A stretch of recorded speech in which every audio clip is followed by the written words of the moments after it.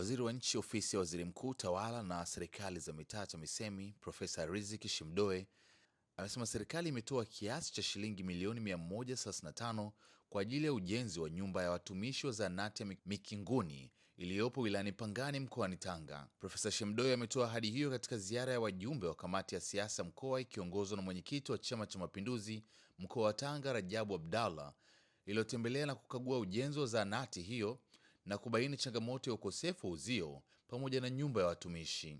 Aidha, Profesa Shemdoe ametoa maelekezo kwa mkurugenzi mtendaji wa halmashauri ya wilaya ya Pangani kuhakikisha anaanza ujenzi wa uzio kwenye zahanati hiyo, huku serikali ikianza utaratibu wa ujenzi wa nyumba ya watumishi itakayogharimu takriban shilingi milioni 135, ambapo itawahusisha watumishi watatu wa zahanati hiyo na hivyo kupunguza changamoto ya ukosefu wa huduma nyakati za usiku.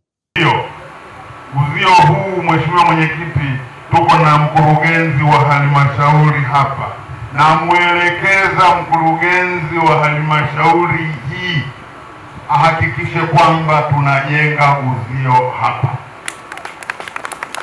Mheshimiwa Mwenyekiti, lile la mwisho ni kuhusu ujenzi wa nyumba ama ya daktari.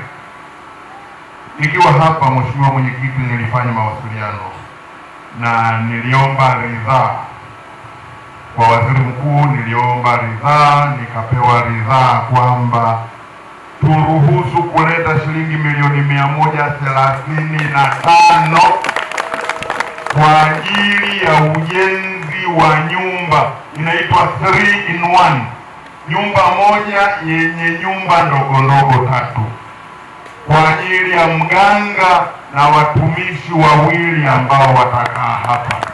Kwa hiyo Mheshimiwa Mwenyekiti, jambo hili limeongelewa, jambo hili limefanyiwa kazi hapa na imeridhiwa kwamba Mheshimiwa Rais atatuletea shilingi milioni 135 kwenye mwaka huu wa fedha kwa ajili ya ukamilishaji, ujenzi na ukamilishaji wa jengo hili la watumishi. Wakati tunatoa changamoto zetu kwamba hapa zahanati imekamilika, lakini moja ya changamoto tulizo nazo, ukiacha uzio ambao katoa maelekezo hapa kumpa mkurugenzi, maanake halmashauri jenge uzio hapa. Mimi kazi yangu, kwa sababu napita hapa kwenda kwetu Sarupani, napita hapa kwenda kwetu Bujatini kwa sababu Mchande, nitakapoona mzee ujenzi wa uzio hapa nitauliza mara mbili, mbona uzio ujengwe hapa? Maana njia yangu hii. Tukushukuru sana Mheshimiwa Waziri. Huu tumeuanza, safari hii imeanza. Malengo na madhumuni, mradi huu uje kuwa ni mfano katika wilaya yetu ya Pangani, ikiwezekana kwenye mkoa wa Tanga. Tutunze mazingira vizuri, miti iliyopo tusiikate, maana sasa hivi tumekuwa mahodari wa kukata miti kwa ajili ya kutafuta mbao na kuchoma mkaa. Maeneo haya ni majengo ya serikali, tuhakikishe kwamba miti hiyo hatuikati.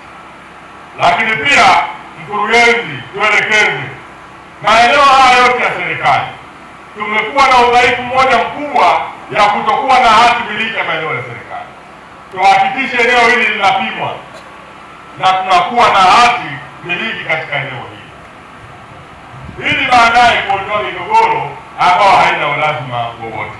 Asilimia kubwa ya bajeti ni kumalizia miradi, ikiwa ni pamoja na barabara yetu ya Pangani, Sandani hadi Bagamoyo, lakini vile vile na miradi mingine mikubwa ambayo inaendelea.